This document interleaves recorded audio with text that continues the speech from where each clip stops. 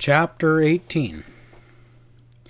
As Kitty concluded her astounding announcement, Pat nodded and muttered, "Well, I didn't know whether it was you or Dems." But Sam SLOAN walked towards Kitty, saying angrily, "Shut up! You got no right to say that. Nobody's gonna believe you." Her eyes came to life again as she looked up into his fierce, ugly face. "But it's the truth, Sam. You haven't killed anyone. I did it, and I'm glad," she added firmly. Sam whirled at Pat and charged, "This is your doing. You scared her into talking about me hanging." Pat replied, "That's what I figured to do, if she cared a damn about you." "I'm sorry, Sam," Kitty said miserably. "When I did it, I didn't expect you to get in trouble over it. We had everything fixed with Mr. Perdot, and I didn't expect anyone else to ever know." "You couldn't have done it," Sam argued pathetically. "I recollect—" "You recollect going after him with a knife," Pat cut in sharply, "and then you passed out, or thought you did. And that's what you told me and EZRA." "But he was dead, laying there on the floor with blood on him when EZRA come in." "That's what EZRA was supposed to believe. Where'd you get the blood, Kitty?" Pat asked her. "It was chicken blood. I sneaked a cup out of the kitchen before supper." Kitty sat erect. Her face was composed now. Her voice was steady, and she appeared glad that the strain was over. "You didn't really pass out," Pat told Sam. "You got hit in the head and knocked out." Sam put his fingers up uncertainly and felt the back of his head. "I nary have a bump," he protested. "Like I told you." "And that's where this comes in." Kitty reached down and picked up a part of the top of Kitty's white little listless stocking. He dangled it up before her eyes and demanded it. "This is it, isn't it?" She nodded and said calmly, "I'd wondered if you'd guessed." "I didn't at first. Not until Sam told about the funny way he passed out all of a sudden, and how he woke up without a bump, but with the whole back of his head just a-aching. That's what happens when you get hit with a sandbag," he told Sam. "You passed out sudden, and it didn't leave any mark, only a bad headache when you woke up. The bottom part of the stocking makes a good sandbag." He went on slowly. "You cut out the foot and filled it half full of sand, and you don't have to swing it hard. Even a lady can knock a man out. Ain't that right, Miss Kitty?" She nodded. "I fixed it yesterday afternoon, just to be safe. You never know what will happen, and then when I saw that knife in Sam's hand, I had to use it." She hesitated and folded her hands up in her lap and looked up at Sam SLOAN. "You're going to hate hearing this, and you're going to hate me, but that'll make it easier. We've pulled this stunt before," she went on steadily, looking at Pat now. "Fred and I have. He thought it up. The first time was only a week after we had been married, 10 years ago. I was only 15 years old. I lived on a farm in Kansas when I met him, and then we eloped a week later. I hated him as soon as I found out what kind of a man he was, but I couldn't go home. I had to do what he wanted. He made me invite a man up to my hotel room, and then he'd come in and frighten the man and made him pay $100 to be let off. And I ran away with Fred that next day. I could sing, and I started entertaining in saloons to make a living, but Fred found me. He needed me to help him blackmail people.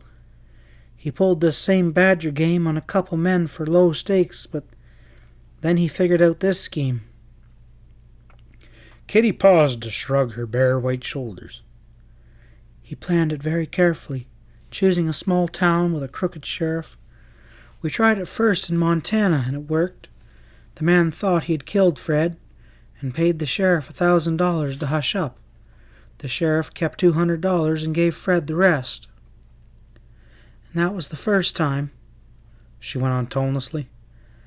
"I've run away from him 3 times, but Fred has always found me. I was too good of a meal ticket for him to let go. That's enough, so that you'll understand how we worked it. And then I came to Dutch Springs and I met Sam, who had $8,000 in the bank." Kitty drew in a long breath and looked up at Sam. "I'd never minded doing it an awful lot before," she confessed.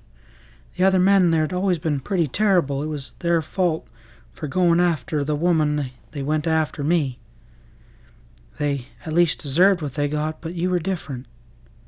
Her voice trembled. "I never really knew a man like you before. You didn't think I was bad just because I sang in a saloon. You didn't try to or act like other men always had. I wrote Fred I wouldn't do it to you," she went on fiercely. "I hoped you'll believe that, Sam, but he laughed at me. He thought I'd gone crazy. And then he accused me of hoping to get all your money for my own self, and he threatened to tell you the truth about me unless I went on with it. I couldn't stand for you to know that, Sam. I felt that everything would be better. So when Jethro was appointed sheriff, I wrote to him to come on. And that's the way it was," she ended faintly. "The damn skunk!" Sam said angrily. "He had it coming no matter how we got it. But you know dang well I killed him. You can't." "No, Sam, you didn't," Kitty insisted wearily. "Everything went just as we had planned until you pulled that knife. I knocked you out before you reached him. And then he lay down and I poured blood on him and on your knife and ran in for EZRA," she went on steadily. "I got him to carry you out and promised to see Mr. Bordeaux about fixing it up. I went downstairs and waited for Mr. Bordeaux to come. He was supposed to be there at 7:30, but he didn't come, and I began to get worried. So I slipped up to my room to see if everything was all right, and there was Fred laying on the floor pretending to be dead, with your knife right beside him." She shuddered violently at the memory and wrung her hands together. "I don't know what came over me," she whispered almost inaudibly. "I saw that was my chance, and I've hated him for years." Her voice rang out strongly. "All at once I saw how I could get away from him forever without paying for my crime. And you and EZRA thought you'd killed him. Bordeaux would be willing to cover it all up. And I guess I just went crazy for a moment. I picked up your knife and I stabbed him. It was easy. He hardly moved at all. And I couldn't pull the knife out." Her voice rose hysterically. "It was as though his corpse was still fighting me in death. It wouldn't come loose. I had to go off and leave it there. I don't know what come over me." Pat cleared his voice. He said, "It was stuck tight. I found it in him, just like you said when I first come up. I saw 'twas Sam's knife and I pulled it out and hid it until I could find out more about what had happened." "Don't look at me like that," Kitty called out wretchedly to Sam. "I did it because I loved you. Do you hear me? Because I loved you. With him dead, I thought—" Sam cleared his voice loudly. He stared down at her bowed head and then sat on the bed beside her. He put his arm about her bare, shaking shoulders and said, "I don't blame you, Kitty. I don't blame you none at all." "But I'm afraid a jury will," said Joe Dems harshly. "It ain't going to be making for a very pretty story in court." "That's right," Pat agreed mildly. "Your part isn't going to sound very pretty." Dems snorted. "My part?" "Sure. You were in it with them. They needed you to help pretend to get rid of the body and keep Sam and EZRA fooled. Ralston told me all about that," he added. Dems looked confused, but he shrugged and said, "You'll have a hard time proving I had any part in it. They'll hang Kitty," he ended venomously. "Why, I don't think they will, Dems." Sams and Kitty both looked up at him with a start. Pat disregarded them. "You know she didn't do nothing but stick a knife in a dead man," he told Dems quietly. "That's not a hanging offense." "Into a dead man?" gasped Dems. "Sure. That's why the knife came out so hard. Knives are always sticking tight in a corpse. Seems like there's a suction or something that holds them, just like Miss Kitty noticed when she tried to pull it out." "So you mean I did do it then?" Sam leapt to his feet gladly. "Not you, Sam. Joe Dems. He killed Fred Ralston." Dems laughed loudly. "Just how do you figure that?" "Well, it seems to be the only way it does figure," Pat told him earnestly. He turned to Kitty. "Didn't you leave your husband laying on his back that first time he was playing dead?" "Yes."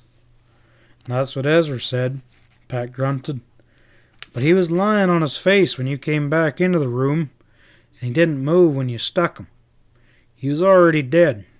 Morgan here, he told us he was stabbed twice, once in the front, once in the back. Dems had slipped in before you with the same idea you had, Kitty. You're not any more of a murderer than I am."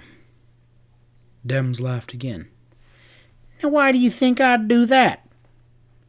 "Because you love Kitty," Pat told him harshly.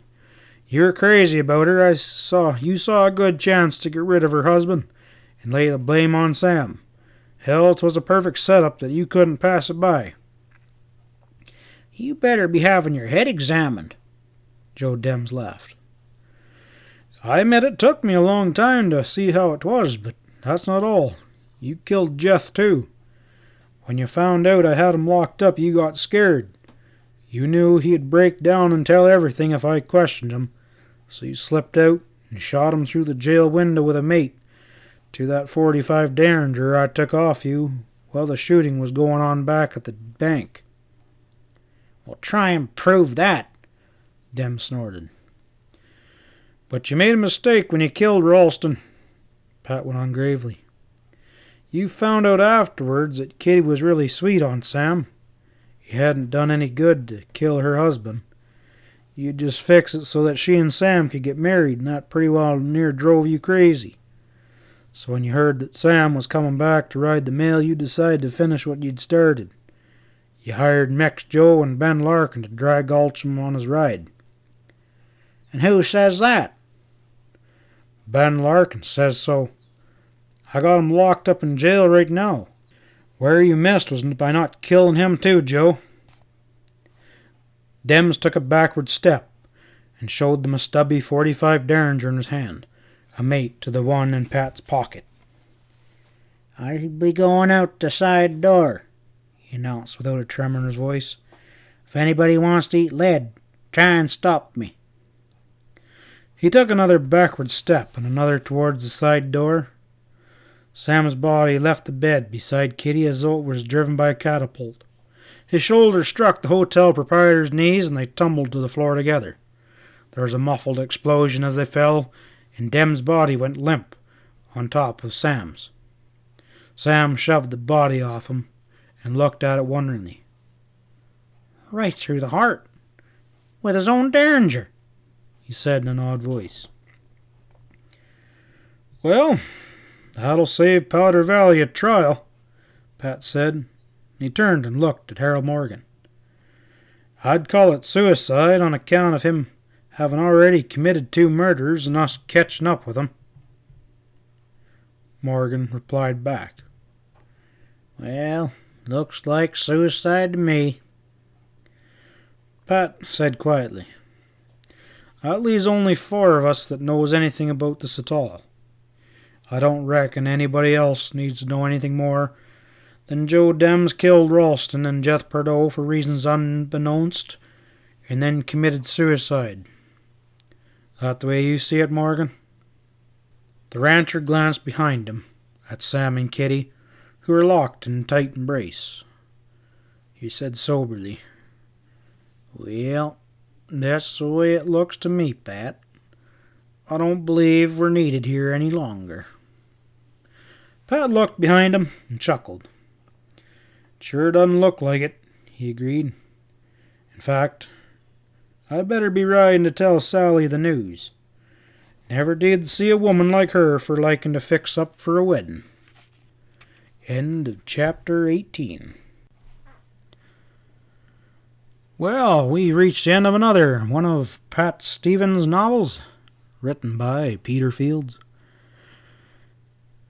Thank you all for paying attention and listening and liking and commenting and sharing. It's all certainly appreciated. Thank you for all your support and keeping this little channel buzzing like bees. I'll be starting another book shortly. Might take a little break from a Peter Field and go into a Hardy Boy. I haven't been probably 15 years since probably more than that. Gracious, I'm getting old. Probably almost 20 years since I've read a Hardy Boy novel. Be kind of interesting to get into one of them and see what it's like.